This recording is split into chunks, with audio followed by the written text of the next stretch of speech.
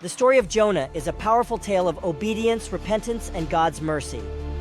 It begins in the 8th century BC, when God spoke to Jonah, son of Amittai, commanding him to go to the great city of Nineveh and preach against its wickedness.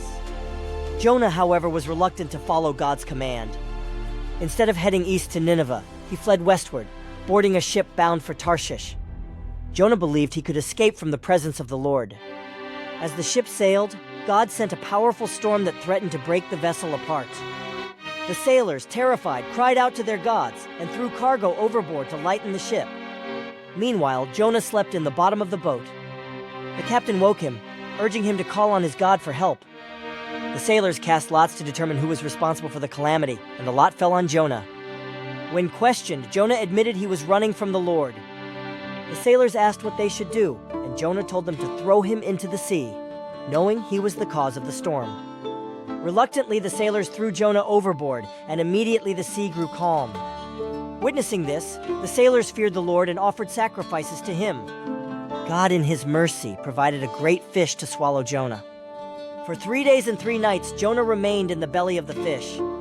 In this dark and desperate place, Jonah turned to God in prayer, repenting of his disobedience and vowing to fulfill his vows. Hearing Jonah's prayer, God commanded the fish to vomit Jonah onto dry land.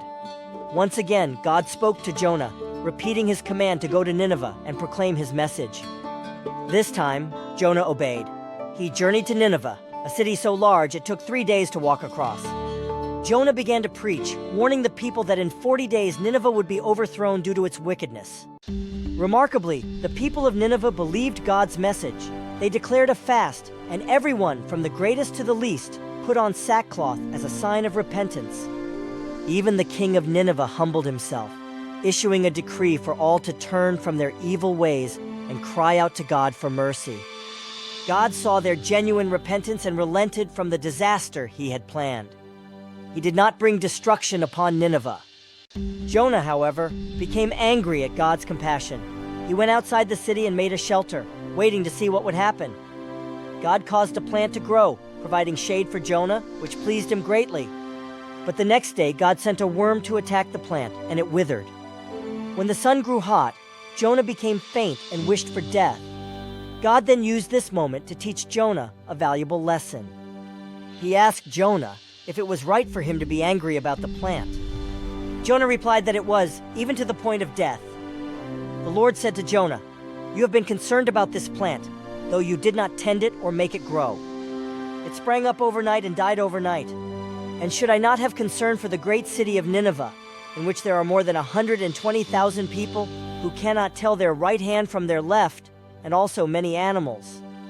The story of Jonah teaches us about God's boundless mercy, the power of repentance, and the importance of obedience to God's will. It reminds us that God's love extends to all people, even those we might consider undeserving.